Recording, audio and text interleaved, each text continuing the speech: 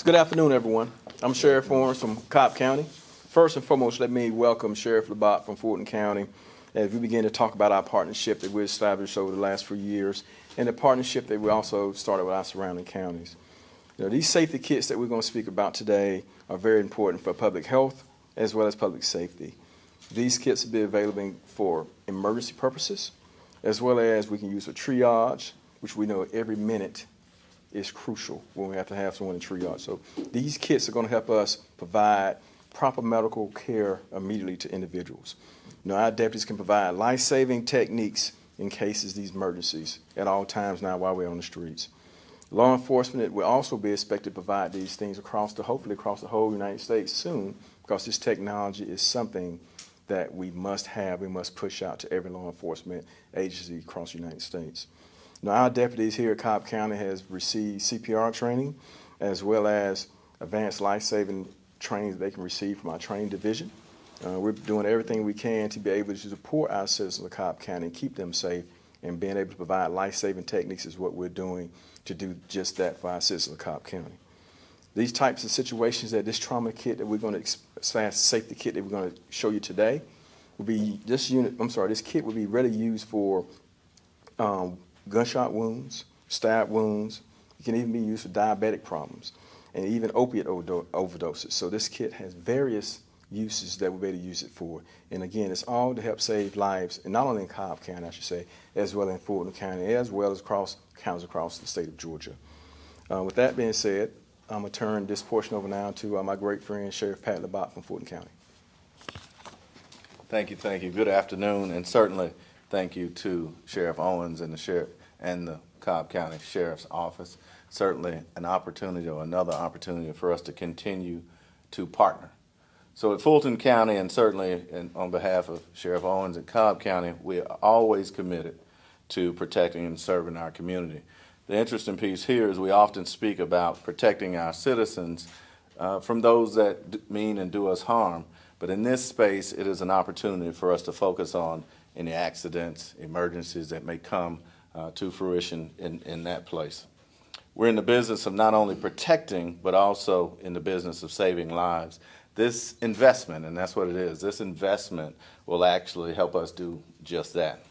We're constantly searching and investing in the latest technology that benefits our citizens. And to that end, we have purchased, along with Cobb County, we've purchased 40 high-tech trauma kits, which will be placed in the Sheriff's Office's vehicles. These kits give our deputies the ability to provide care and stabilize patients until additional emergency services can arrive on the scene. The trauma kits themselves allow our deputies to really assist in a variety of emergency situations, from gunshots to tourniquets. It may be the difference between life and death. These interactive kits are incredibly user-friendly. They literally walk the user step by step in real time through training, as though they were caring for an injured patient, as if our deputies were a doctor, right? A doc in a box is what I call it. With them, they are ready to step by step take us through these emergency care procedures. All over the streets of Fulton County and Cobb County, these trauma kits will save lives. So I'm absolutely proud to partner with Zoll Medical to help create a safer Fulton County and Cobb County. So with that, we will bring in Rob from Zoll Medical Industries. Thank you, Sheriff. Thank you. Good afternoon. First, thank you to both sheriff offices for their continued partnership on behalf of Zoll Medical. We've been working with the sheriff's offices for a while to try to expand what it historically meant to protect and serve, as the sheriffs just mentioned, in other capacities. We know that they're first on scene in many cases, probably fair to say most cases, and historically the relationship has been saving lives through the use of our AEDs, automated external defibrillators. We know that the sheriff's offices have world-class training, but even though their deputies have been trained, it would still be nice to have some help real time, as the sheriff said, with a quote-unquote doc in a box. So just like the AEDs would walk the deputy through how to use it, even though they've been trained, it's still good to have some help. In the same way, these interactive trauma kits are going to walk them through in real time about 70 different scenarios that they may run across to provide that doc in a box, or almost like one of their instructors is over their shoulders telling them, grab this, do that in real time. So it's all about being proactive. We very much appreciate the leadership from these two sheriffs, not only here in Georgia with the Georgia Sheriff's Association and what the Sheriff Labat just said about putting this out across the rest of the country, major county sheriffs and all of that, because we have the opportunity to use their example not only to save lives in these counties, but also really across the country and across the world. And that's really why we're here today. So I'm more than happy to spend a few minutes and show you this new technology, answer any questions, and otherwise just, again, want to echo what the sheriff said and how much we value our partnership on behalf of Zoll. Any questions? Would you like me to show it? And that may answer some of the questions as well. While we're standing here, how many kits is each county getting? 40. 40 each? Yes. 40. 40 each. Okay. 40. And what roughly is the cost per kit? Well, I can't tell you how much. I'll just He can. he can tell you. Sure, they got a heck of a discount. It is major county sheriffs, but they're about $2,200 is what these sheriffs paid. And so to that extent, the economy of scale, that's why we do a lot of collaborative agreements together. Another way to look at it is it's less than the price of a funeral. So, Absolutely. Much save one life, you get your money. Yes, sir. What was the genesis for this idea? Kind of what spawned this, and kind of why do you think this will be a benefit to the sheriffs? Yeah, so from our standpoint as the manufacturer, I mean, Zoll's a $2 billion company, so we're very large and have our hands in all sorts of medical, markets and medical device markets. But in this particular case, the issue was the trauma kit itself is not unique, right? Sheriffs have been carrying tourniquets for a while. Sheriffs have been carrying quick clot and chest seals and other things that they've been, carrying in their vehicles for some time. But just because you have the pieces of equipment and the components of the equipment, there's so many variables that they run across, right? I mean, today, who knows how many different situations their deputies have come across. You can pretty much bet money that somebody came across a pretty bad car accident. Maybe it was a car was on fire. Maybe it was a house on fire. Maybe it was a farmer that fell off of a tractor, or a hunting accident, or one of their own, or boating accidents. I mean, we just go on and on and on. So to be able to remember all the nuances of training that you had when, in fairness, they're deputies. They're not, the great medics, fire rescue that we also have here in Cobb and Fulton County. So you're trying to rely on that in your training. So it'd be nice if, they had some help. So that's the value of these kits. It's not the component of the kit. They can go make their own kit, but it's really the knowledge and the real-time help to be able to help them navigate through all sorts of different situations that they may come across. Are deputies going to have to go through additional training to use this equipment, or? Yes, they'll receive some training to how to use it, but it is very simplistic. As he will show when he demonstrate, you pretty much push a button and they tell you what to do next. And that's the simplicity of this for training for us. It doesn't have to take us out a lot of out of service time to get this piece of equipment taught to our deputies to use. So it's very user friendly, but it's also critical in saving lives. And I just want to echo on what he was saying. We have so many variances of issues and scenes we see when we respond, and we have so much stuff we try to have to comprehend and we teach our deputies. It is so hard sometimes for them to remember everything they've been taught through their training period or during the FTO period. So sometimes they have to have that refresher, that's something to re-jog that memory. So if they don't remember how, maybe forgot today how to stop a mass bleeding issue or a patient, when they get to the machine here, it immediately reminds them how to do that. And it tells them the procedure just in case they had a lapse. Because sometimes in critical situations, we don't always think clearly. And we need somebody to reprogram our mind of what to do at that time.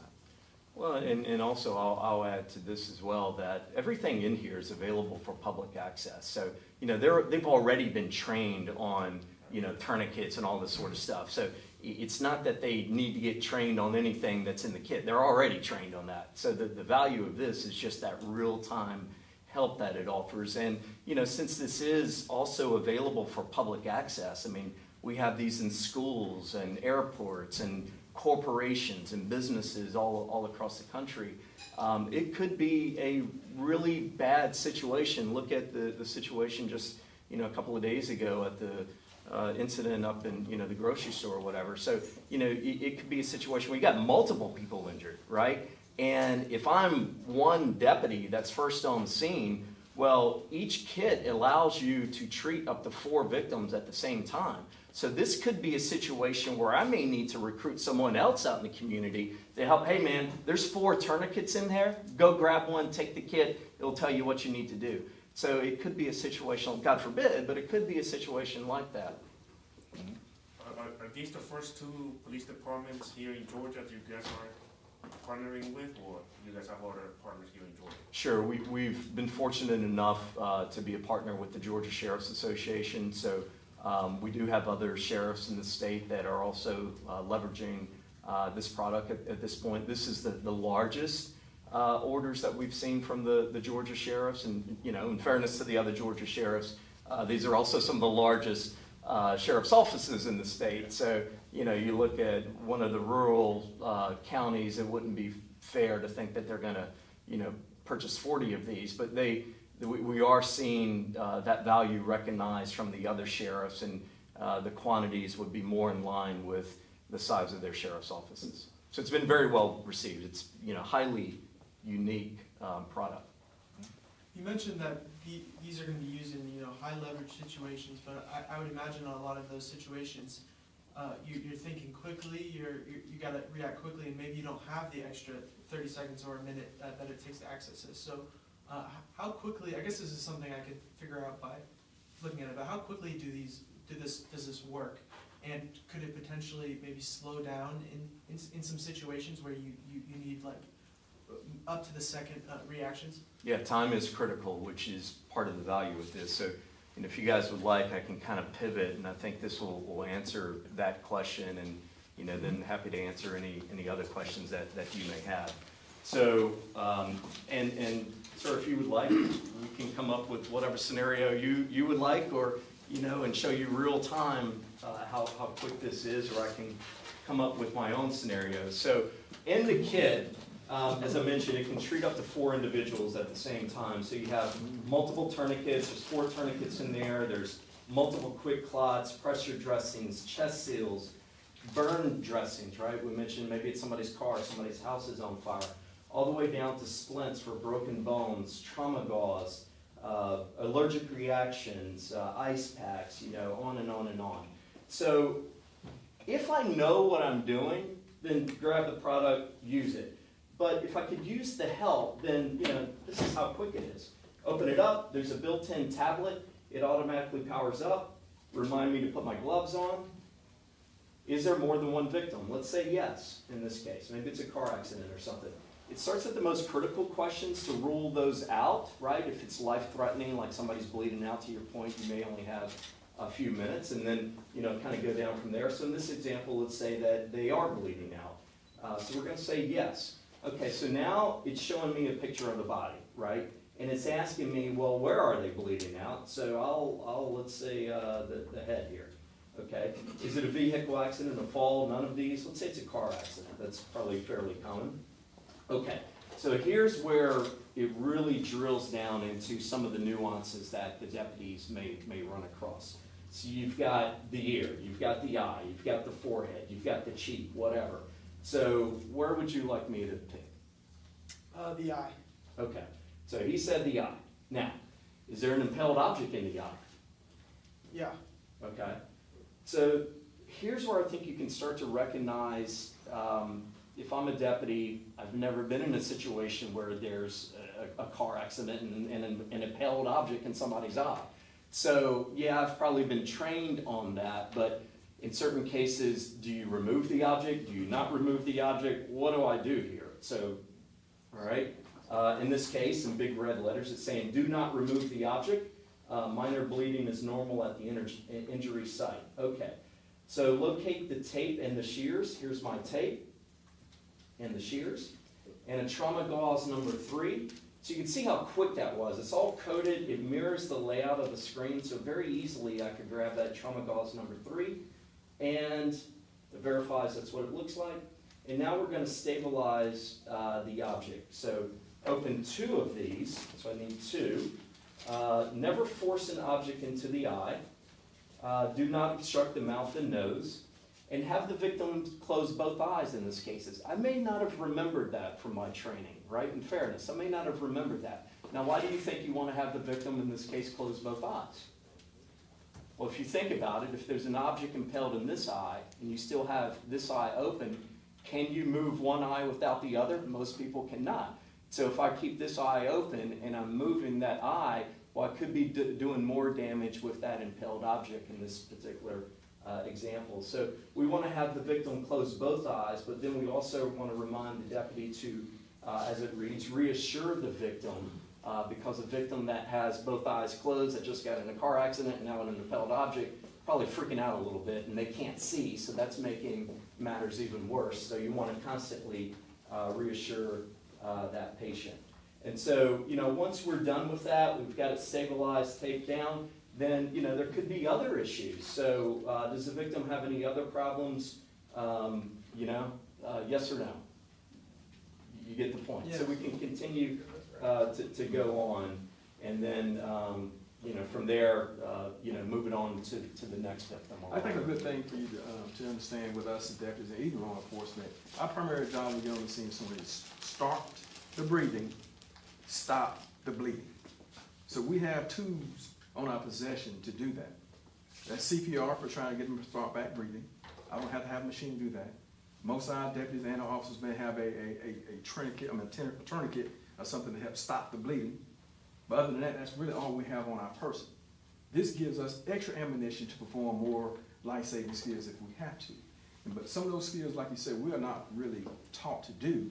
This will allow us to do that and give us step-by-step operation how to get it done until a trained paramedic can get there and perform that takeover from us and get those persons to the hospital and help, hopefully save their life.